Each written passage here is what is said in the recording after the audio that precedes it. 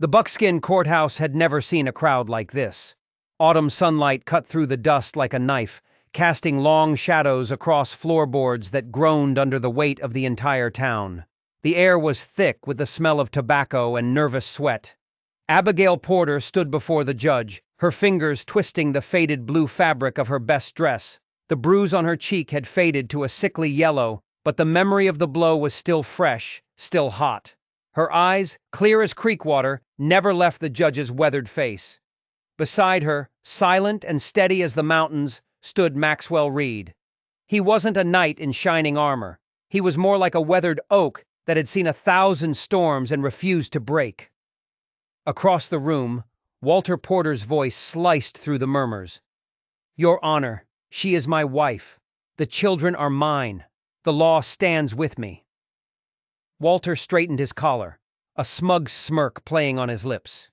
He wore a fine coat, a coat far too fine for a man who spent his money on whiskey instead of food for his family. Abigail felt her throat tighten. 3 weeks. She'd had just 3 weeks of peace. 3 weeks of waking up without fear. And now this. Judge Hammond's gavel struck the bench. The sound cracked through the room like a gunshot. "This court will come to order," he boomed, his voice heavy with the weight of decades. "We are here to determine the rightful custody of Abigail Porter and her 3 daughters." The judge's sharp eyes moved between them, the husband claiming his property, the wife seeking her freedom, and the man who had dared to challenge the natural order of things. "Mrs. Porter," the judge began, "perhaps you'd care to tell this court how you came to leave your husband's home 3 weeks ago." Abigail took a deep breath. The memory washed over her like a flash flood. "It began," she said softly, "with the birth of my 3rd daughter." 3 weeks earlier, pain had ripped through Abigail's body. The midwife had left hours ago, rushing off to another birth, leaving Abigail alone with her 2 terrified daughters and a newborn who was fighting to enter the world. "Push, Mama," Eleanor whispered, her 6-year-old voice impossibly steady. "Like with Josephine. Remember?" Abigail nodded, sweat pouring down her face. A 6-year-old shouldn't know how to coach her mother through childbirth. No child should. But Eleanor had grown up too fast. She knew how to tend to wounds. She knew how to hide at the sound of heavy boots on the porch. Josephine, just 3, sat wide-eyed in the corner, clutching a tattered doll made from flour sacks. "Water?" Abigail gasped. Eleanor scrambled to the bucket, her small hands trembling as she brought the tin cup. Outside, the town of Buckskin baked under the autumn sun. The silver strike that birthed the town had dried up years ago, leaving behind weathered buildings and even more weathered souls. Abigail, the blacksmith's daughter, had once dreamed of more. Her father had taught her to read and write, had encouraged her questions in a world that wanted women to be silent.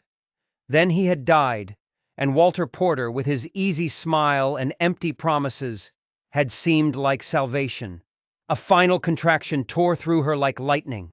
Abigail bit down on a leather strap and pushed with everything she had left. The baby slipped into the world with a piercing cry. "A girl," Eleanor announced, wrapping the infant in the cleanest cloth they had. "She's beautiful, Mama." Abigail cradled her newborn, tears of relief and dread mingling on her cheeks. Another daughter. Walter would be furious. "Ruby?" Abigail whispered. "We'll call her Ruby." As if summoned by his name, the front door slammed open. Walter Porter stood silhouetted against the dying light. The reek of cheap whiskey filled the room. "Well?" he demanded, swaying. "Is it a son this time?" Eleanor pulled Josephine under the table, their practiced hiding spot. Abigail clutched Ruby tighter. "A daughter," she said, her voice trembling. "Healthy and strong." Walter's face went blank, then twisted into a mask of pure rage. "3 girls," he spat. "3 useless mouths to feed. What good are daughters to me?" He kicked a chair, sending it crashing against the wall. Josephine whimpered. "I needed a son," he roared, advancing on the bed. "One simple thing a wife is supposed to provide." His hand struck her cheek, the crack echoing in the small room. Ruby wailed, the sound only fueling Walter's fury. "Shut that thing up," he growled. She's just born, Walter. She's hungry. The second blow caught her temple. Stars exploded behind her eyes, but she curled her body around the baby, shielding her. Worthless, Walter muttered, taking a long pull from his bottle. All of you. He paced the room like a caged beast. The girls under the table were silent as stones. They had learned that silence was their only shield. Get up, Walter ordered, grabbing her arm. Get out! Take your mewling females and get out of my house! Walter, please, she gasped, dizzy. The baby just came. Out! He roared, yanking her from the bed. He dragged her toward the door, Ruby clutched desperately to her chest. Eleanor and Josephine scrambled out from under the table, their small faces masks of terror. With a final shove, he sent Abigail sprawling into the dust of the yard. The setting sun painted the scene in shades of blood and fire. Don't come back until you figured out how to give me a son, he slurred. Or don't come back at all. The door slammed. The lock clicked. Final. Abigail struggled to her knees, her body screaming. Dust coated everything, finding its way into Ruby's eyes, her mouth. Mama, Eleanor whispered, helping Josephine stand. What do we do now? Abigail looked at her 3 daughters, the newborn, the toddler, the 6-year-old who was already a mother herself, and something inside her finally broke. It wasn't her spirit. It was her fear. We walk, she said, pulling herself to her feet. Each step was a battle. The neighbors who saw them quickly looked away, retreating into their homes. In Buckskin, a man's home was his castle, and what happened inside was his business alone. They reached the edge of town just as a wagon appeared, its wheels creaking in the twilight. Abigail's strength gave out. She sank to her knees, Ruby's cries weakening to whimpers. The wagon slowed. A man climbed down, his movements deliberate, unhurried. Mrs. Porter, a deep voice said. Are you injured? Abigail looked up into the weathered face of Maxwell Reed. She knew him by sight, a quiet widower who kept to himself on a small ranch outside of town. Some whispered he'd been a doctor back east. Mr. Reed, she managed, shame washing over her. His eyes took in the scene with a clinical gaze. The newborn, the exhausted mother, the terrified children, the bruise on her cheek. His jaw tightened. He put you out, he said. It wasn't a question. She just nodded. For a long moment, Maxwell Reed stood as still as a statue, as if weighing a decision that would change everything. Then he squared his broad shoulders. Without a word, he strode toward the Porter house. Abigail watched in horror. Mr. Reed, don't, she called, her voice breaking. He's drunk. He has a gun. Reed didn't slow. Walter must have been watching because he stumbled onto the porch, a shotgun in his hands.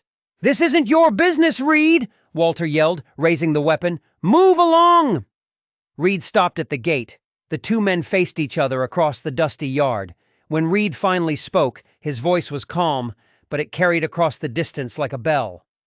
If birthing daughters is a crime in this place, he said, then I'll take responsibility for raising them to be the pride of this territory. The words hung in the air, a stunning defiance of everything Buckskin understood. Walter's face contorted, first in confusion, then in a cruel amusement. You want them? The whole worthless lot? I'm offering shelter to a woman who has just given birth, and to 3 children who deserve better than a night on the ground, Reed replied evenly. Walter lowered the shotgun, thrown off by the unexpected response. Take them then, he sneered. See how you like feeding 4 useless mouths. You'll be begging me to take them back inside a week. But Walter didn't know the first thing about Maxwell Reed. Reed turned without another word and walked back to Abigail. He knelt beside them. Mrs. Porter, he said quietly, I have room at my ranch. A proper bed, clean water. It's your choice. Abigail searched his face for a hidden motive, for the predatory gleam she knew so well in men's eyes. She found only a steady, determined decency. Why? She whispered. Because it needs doing, he answered simply. I'll sleep in the barn. The house will be yours for as long as you need. Eleanor tugged at her sleeve. Mama, please, she whispered. Ruby's cold. Abigail looked at her daughters. their faces pinched with fear. Whatever danger this man represented, it couldn't be worse than a night in the open. "Thank you, Mr. Reed," she said. "We accept." The ride to the ranch was silent. Buckskin vanished behind them. The road wound through the dark desert, cacti like skeletal sentinels in the moonlight. Soon a small ranch house appeared, nestled under a large cottonwood tree. Unlike the slapped-together shacks in town, this house was built with care, a proper wooden structure with a stone foundation. Lamplight glowed in the windows. Reed brought the wagon to a stop. "We're here," he said. He helped the girls down, then turned to Abigail. She clutched Ruby tighter. "I can manage." But her legs betrayed her. She swayed, the world spinning. Before she could fall, Reed's hands were there, steadying her. "Please," he said softly. "You'll injure yourself." She finally nodded. He lifted her and Ruby together, carrying them as if they weighed nothing. He set her gently on a sofa inside, then stepped back. The house was simple but comfortable. A fire blazed in the stone fireplace. Bookshelves lined one wall, more books than she'd ever seen in one place. "The bedroom is through there," Reed said, pointing. "There's clean water. Are you hungry?" Before she could answer, he was already in the kitchen. "Eleanor," he asked gently, "would you like to help me prepare something for your mother?" Eleanor looked at Abigail, who nodded. As they worked, Abigail's eyes were drawn to a closed door at the back of the house. Unlike the other doors, this one was firmly shut, a small key in its lock. Reed's eyes flickered to it every time he passed, a quick, protective glance. What was behind that door? Reed brought a simple meal of bread and meat.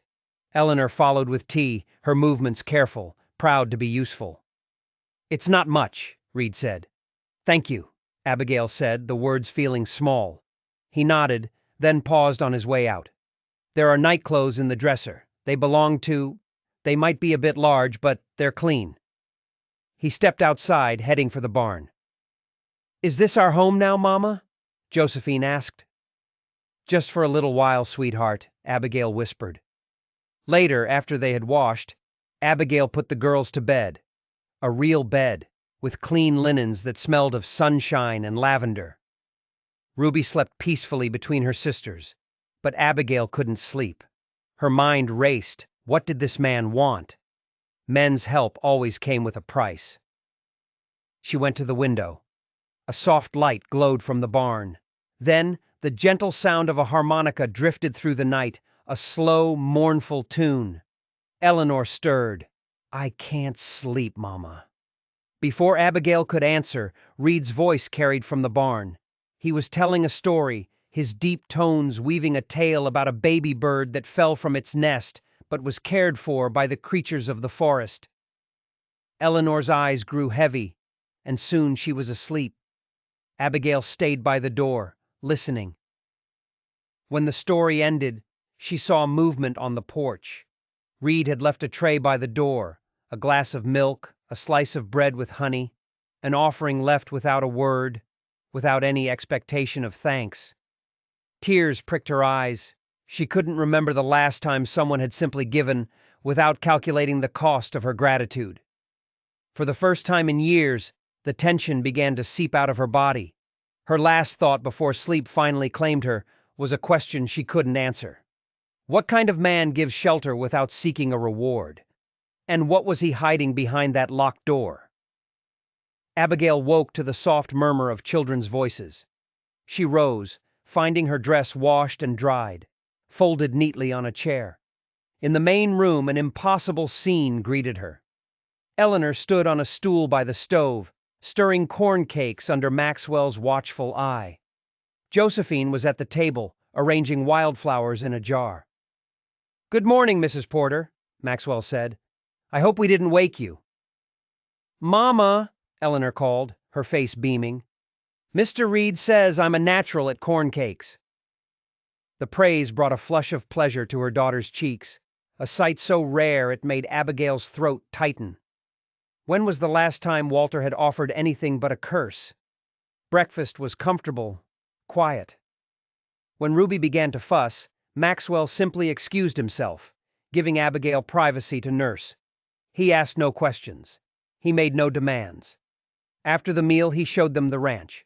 The garden was meticulous, with sections for vegetables, herbs, and flowers. "Are you a gardener, Mr. Reed?" Abigail asked. "No," he replied, his gaze distant. "My wife was. I simply maintain what she began."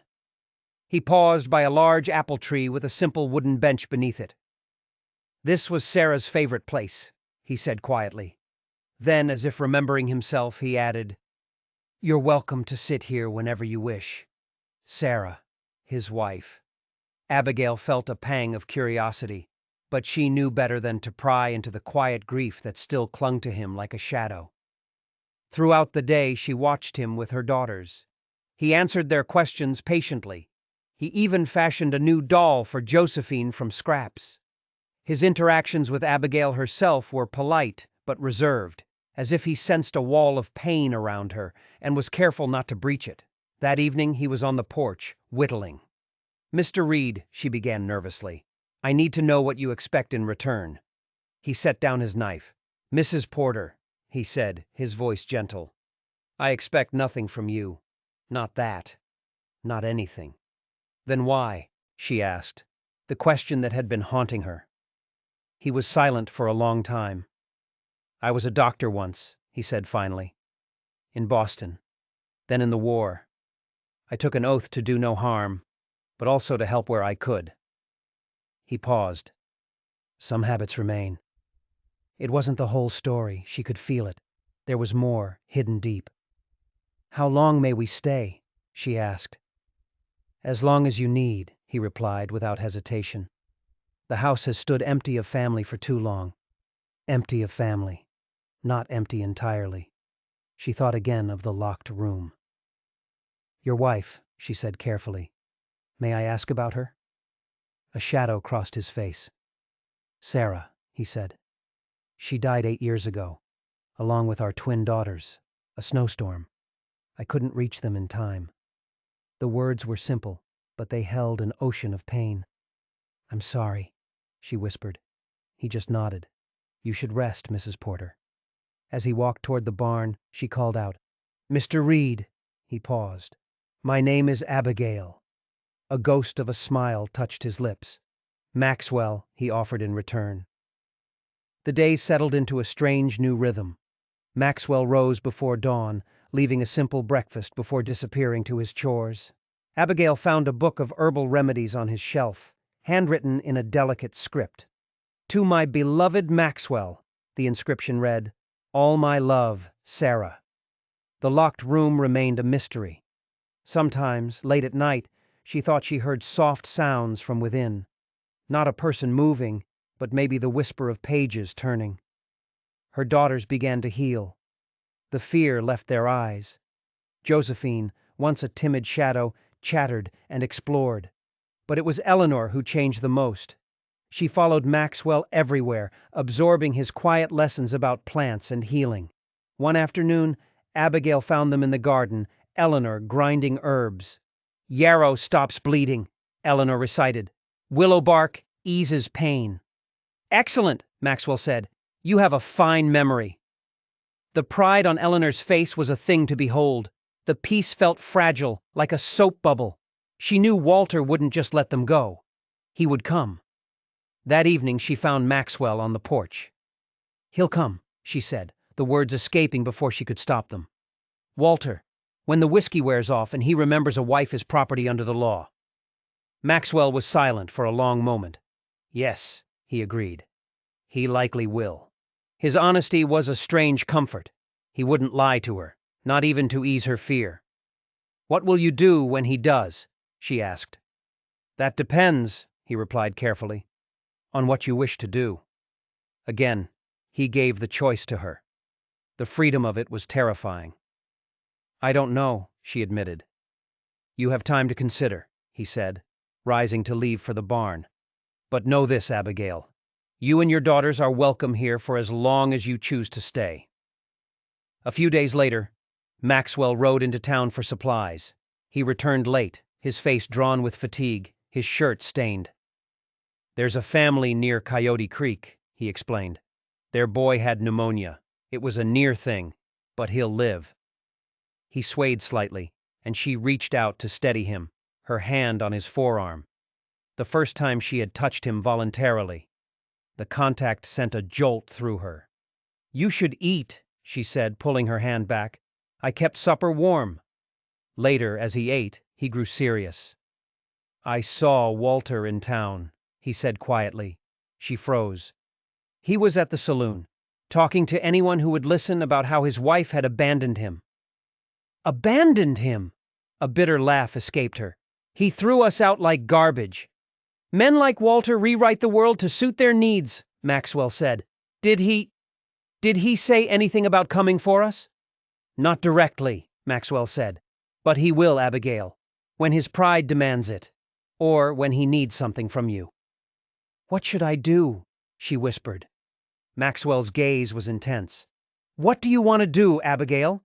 Not what you think you should do, not what others expect. What do you, Abigail Porter, truly want?" The question hit her like a physical blow. No one had ever asked her that before. "I want my daughters to be safe," she said slowly, "to grow up without fear, to know they have value." She paused. "I want to be more than Walter Porter's wife." Maxwell nodded, as if he had known the answer all along. "Then that is what we'll work toward." His simple declaration of alliance, of partnership, was more powerful than any promise of protection. She wasn't just a victim to be saved. She was a person with desires, with a will of her own. And he saw it. He saw her. The next morning, Abigail rose before dawn, a new resolve hardening inside her. She found Maxwell by the corral. "There's something I'd like to show you," he said, and led her not to the house but to a small adobe outbuilding. He unlocked the door. Inside was a doctor's office, small but perfectly equipped. "You said you stopped practicing," she said, stunned. "I said I haven't practiced properly in years," he corrected gently.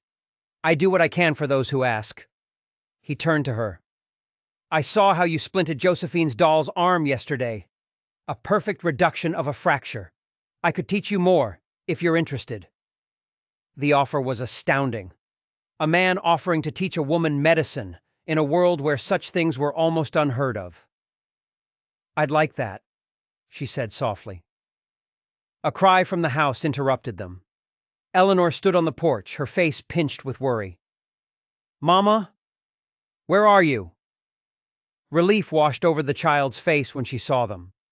Maxwell followed Abigail back to the house, holding a package. It was for Eleanor, a set of fine drawing pencils and a real sketchbook. The child's gasp of delight was a sound Abigail hadn't heard in years. Eleanor threw her arms around Maxwell's waist in a spontaneous hug. Maxwell froze, then gently placed a hand on her head. "You're very welcome," he said, his voice rough. As Eleanor rushed inside, Abigail's eyes filled with tears. "Thank you," she said to Maxwell, "for treating her as someone of value." Maxwell's gaze was complex. "Children should never doubt their worth," he said simply. The words were an indictment of Walter, of the world that had tried to crush her and her daughters. But they were also a promise of a different kind of world here on this small ranch. The peace couldn't last. 2 weeks after her arrival, Maxwell returned from town with a grim look. "Walter was asking about you," he said. "He's talking to Sheriff Haynes, considering legal action to reclaim you and the girls." The confirmation hit her like a blow. "On what grounds?" "Abandonment," Maxwell said, his voice tight with anger. "He's claiming you left of your own accord. After he threw us out like garbage." Mrs. Wilson from the library overheard him, Maxwell continued. She made a point of correcting his version of events, loudly, in front of witnesses. Martha Wilson, the town's stern, respected matriarch, a small flicker of hope ignited in Abigail's chest. "Will it make a difference?" Maxwell's silence was answer enough. The law was on Walter's side. "So what are my options?" she asked, the words tasting like ash. "You could leave the territory," he suggested. "I have contacts in California, in Oregon, places you could start fresh. Run, spend the rest of her life looking over her shoulder. The thought was suffocating. But what else was there?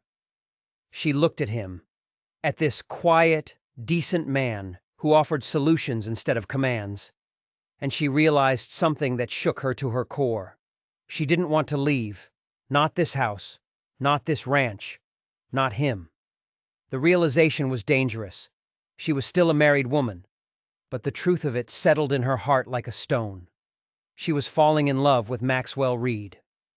The next morning, Maxwell brought it up again. There might be a third option, he said, watching her carefully. Beyond staying or fleeing. What is it? You could petition for divorce. The word shocked her. Divorce was for the wealthy, the scandalous. It meant shame, ostracism. On what grounds? She whispered. Walter would never agree. Cruelty, Maxwell said simply. Abandonment. There are witnesses to both. It was a radical idea, a desperate gamble. But as she thought about it, the idea took root. It wasn't just a legal strategy. It was a declaration, a reclaiming of her own life. Her thoughts were interrupted by a cry from the yard. Josephine had fallen from the apple tree, scraping her knee. Maxwell emerged from his surgery, instantly professional. He cleaned the wound with care, explaining each step to Eleanor, who watched with rapt attention. He applied a salve from a small jar. "Did you make it?" Josephine asked. A shadow crossed Maxwell's face. "No," he said quietly. "My wife did. Sarah. She was very skilled with herbs. It was the most he had ever voluntarily shared." Abigail lingered after the girls left. "She sounds remarkable," Abigail said softly. "She was," he agreed, his expression open for the first time. "Brilliant, stubborn, kind. She would have liked you, I think. And your daughters." The words were a gift. Just then the sound of hoofbeats interrupted them. An unexpected visitor. It was Martha Wilson, the librarian, her back straight as a ramrod. "Mrs. Porter," she said, wasting no time on pleasantries, "matters in town have taken a turn." She sat on the porch, accepting a cup of coffee. "Walter Porter has been talking to Judge Hammond. He's seeking an order to compel your return." Abigail's blood ran cold. "But the judge is delaying," Martha continued. "He's asking for statements, and I have one to give. I saw Walter throw you out that night." Abigail stared at her, stunned. "You were a witness?" "I am," Martha confirmed. "But there's more. Walter has been spreading rumors about you and Mr. Reed." The insinuation was clear. "But that's not his real reason for wanting you back." She leaned forward. "Abigail, are you aware that your father left you property in his will? Not the smithy. The land it stands on. Land that has recently become very valuable." Understanding dawned like a cold, sick sunrise. "The railroad," Maxwell said quietly. "They're putting a spur line through." It wasn't about her. It wasn't even about the children. It was about money. Pure, simple greed. The knowledge, instead of hurting, was liberating. "If we were divorced," Abigail said, the words no longer a question, "the land would be mine." "Indeed," Martha confirmed. She reached into her pocket and produced a folded document. "I took the liberty of consulting with the judge's clerk. These are the papers to file a petition for divorce." Abigail took the papers, her hands trembling. She looked at Maxwell, whose face was unreadable. "I'm doing it," she said, the decision crystallizing. "I've lived in fear long enough. I'll face him." A rare smile touched Martha's lips. "Good," she said. Maxwell stepped forward. "She won't face him alone." The next few days were a blur. Abigail wrote out her story, every painful detail of her marriage. Maxwell gave her space, but his quiet support was a constant presence. Then came the warning.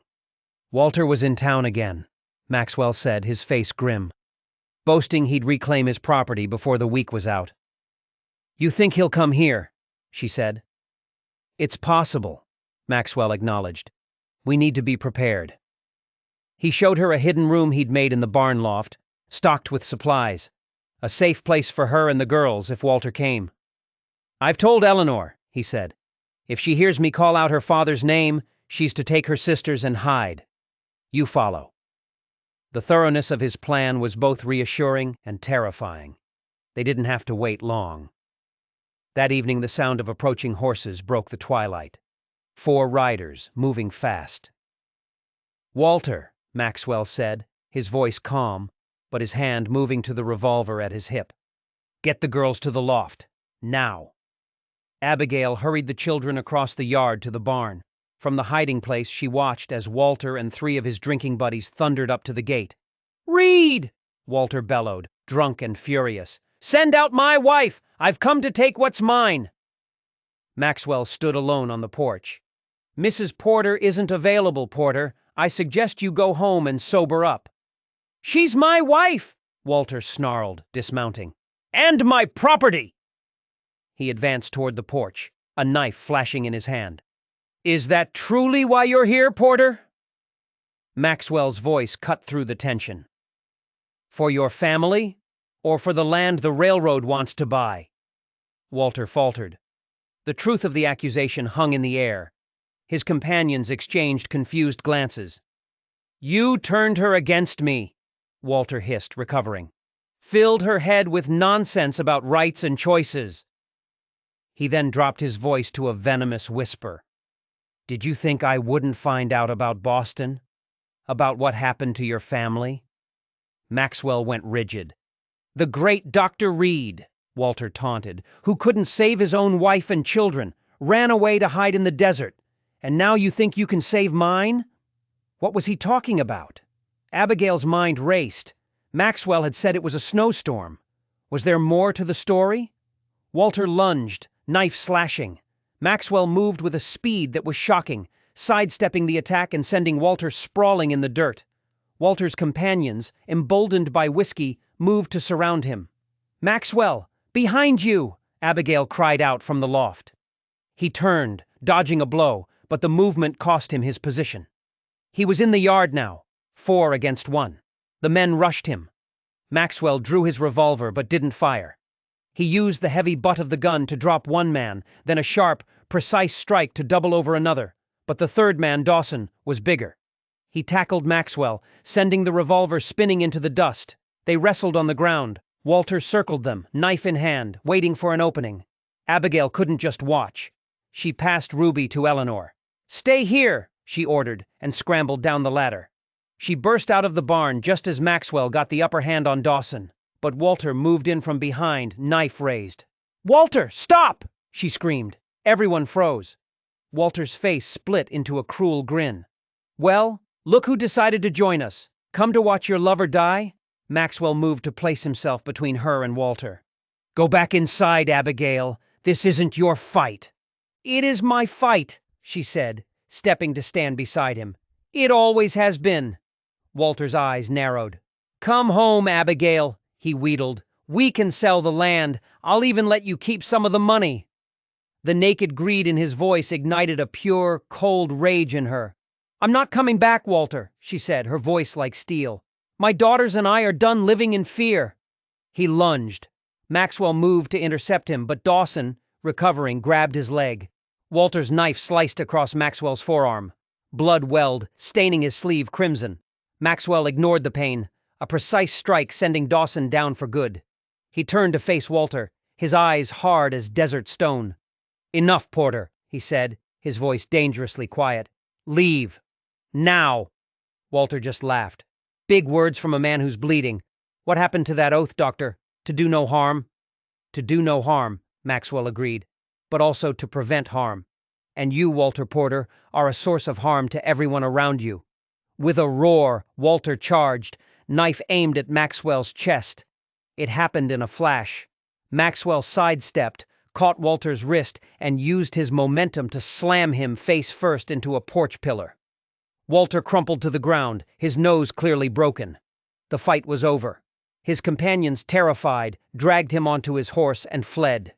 Only then did Maxwell lower his revolver. He turned to her. "Are you all right?" She rushed to his side. "You're bleeding." "It's superficial," he said, but she pulled him inside. As she cleaned the wound, she saw the scars on his torso, old and faded. "Where did you learn to fight like that?" During the war, he said, his voice distant, and after. Boston wasn't always a safe place for a doctor who treated everyone, regardless of their ability to pay. There was more to the story, she knew. But for now, it was enough. He had fought for them. He had bled for them. She finished bandaging his arm, her hand lingering on his. "Thank you," she whispered, "for everything." His eyes met hers. "Always," he said simply. The word was a promise. 3 weeks later, they stood in that crowded courthouse. 3 weeks of preparation, of whispers spreading through town like wildfire. Abigail sat straight and tall, her daughters beside her. Across the aisle, Walter slouched, his nose still crooked, a permanent reminder of his defeat. The proceedings began. Walter's lawyer painted Abigail as a runaway, a faithless wife manipulated by an outsider. He painted Maxwell as a predator. "Isn't it true, Dr. Reed," the lawyer sneered, "that you have a history of inappropriate attachments, that such behavior forced you to leave your practice in Boston?" A shocked murmur went through the crowd. Maxwell's face was a mask of control. "That is false," he said, his voice quiet but firm. "I left Boston after the deaths of my wife and children. But the poison was in the air." The lawyer claimed Maxwell had taken advantage of Abigail, turning her against her husband for his own immoral purposes.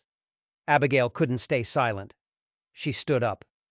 "That is a lie," she said, her voice ringing through the courtroom. "Walter threw us out. He told me not to come back until I could give him a son." The judge, intrigued by her fire, allowed her to be sworn in. She faced the town, her heart hammering, and she told them everything, every blow, every curse, every moment of fear. She told them about the birth of Ruby and how Walter had cast them out into the dirt. She told them about Maxwell's quiet kindness. And then she delivered the final blow. "Walter doesn't want me back because he loves me," she declared, her voice strong. "He wants me back because my father left me land that the railroad seeks to purchase. This is not about family, it is about greed." Walter exploded. "She's lying! Reed poisoned her mind!" The judge slammed his gavel, but Martha Wilson was on her feet. "Your Honor, there is one more witness." The courtroom held its breath. "Eleanor Porter," Martha called. "Would you please come forward?" A collective gasp. Calling a child to testify was unheard of. Eleanor walked to the front, small and solemn. "Papa gets angry a lot," she began, her voice small but clear. "When he drinks the brown liquid, he gets angrier. He hits Mama. When Ruby was born, he was very angry. He pushed us all outside and locked the door. He said, 'Don't come back.'" Her gaze was unwavering. "I did not misinterpret," she said, her voice suddenly fierce. "I know what I saw. Papa hurt Mama and threw us away like trash." The child's simple, devastating truth silenced the entire room. "And Dr. Reed?" the judge asked gently. Eleanor's face lit up. "Mr. Reed is kind. He teaches me things. He never shouts. He makes Mama smile again." The judge had heard enough. After a brief recess, he returned. "I have considered the testimony," he announced. "The law provides for divorce in cases of extreme cruelty or abandonment. I find that both conditions have been met." He granted the divorce. He granted Abigail full custody of her daughters. And he ruled that the land inherited from her father would revert to her sole ownership. Walter stormed out, defeated and disgraced. It was over. Abigail turned to Maxwell, who had been a silent, steady rock beside her through it all. "We did it," she corrected him when he congratulated her. "Are we free now, Mama?" Eleanor asked, cutting straight to the heart of it. Abigail gathered her daughters close. "Yes," she said, the word tasting sweeter than honey. "We're free." On the ride back to the ranch, an unspoken question hung in the air. What now? She was no longer a wife in need of refuge. As they arrived, Eleanor pointed to the old apple tree. A few unseasonable blossoms had appeared on its branches. "Sarah used to say it bloomed when something important was about to happen," Maxwell said quietly. That night, after the girls were asleep, they sat on the porch. "What will you do now?" Maxwell asked. "I'm not sure," she admitted. "Find a way to support the girls." I hope you'll stay, he said, his voice soft. Here, at the ranch. I've come to care for you, Abigail, for your daughters. The house feels more alive with you in it. I feel more alive. I've come to care for you too, she confessed. Then stay, he said, not as a guest, but because you choose to, because we choose each other. He took her hand. I hope we'll marry. When you're ready. I'm in no hurry. I can wait as long as you need. His patience, his respect for her newfound freedom, was the greatest gift he could have given her. In the weeks that followed, a new life took shape. Maxwell began teaching her medicine in earnest, and one day, he finally unlocked the mysterious back room. It was a nursery, perfectly preserved. 2 small cradles, toys on the shelves, a shrine to the wife and twin daughters he had lost. I couldn't bear to dismantle it, he said. A few days later, he asked Eleanor and Josephine to help him clear the room, gently explaining that it could be their room now. He told them stories of Sarah and the twins, transforming grief into memory, making them part of their new, blended family. Abigail used the money from the railroad land sale to fund a proper medical practice at the ranch, a partnership. Maxwell, surprised and overjoyed, agreed. Their life began to build, day by day, choice by choice. Then came the news. Walter Porter had been killed in a mining accident in Colorado. The final shadow was lifted. That evening, under the bare winter branches of the apple tree, Abigail turned to Maxwell. I want to marry you, she said. Not because I need protection, not because it's expected, but because I choose it, freely.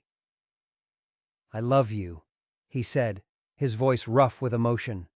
They were married on Christmas morning under that same apple tree, a rare dusting of snow on the ground. Their vows were not about possession or obedience, but about partnership and respect. The rings Maxwell had forged himself were inscribed with a single word: choice. Eleanor gave them a wedding gift, a drawing of their new family under the blooming apple tree. Maxwell, Abigail, and the 3 girls. And watching over them, 2 faint, smiling figures, a woman and her twin daughters. It's all of us, Eleanor explained. Years later, the Buckskin medical practice was known throughout the territory, run by Dr. Maxwell Reed and his wife, Dr. Abigail Reed. They had built a life of purpose, a home filled with love and laughter. Their daughters grew up strong and smart, free to make their own choices in a world that was slowly, slowly changing.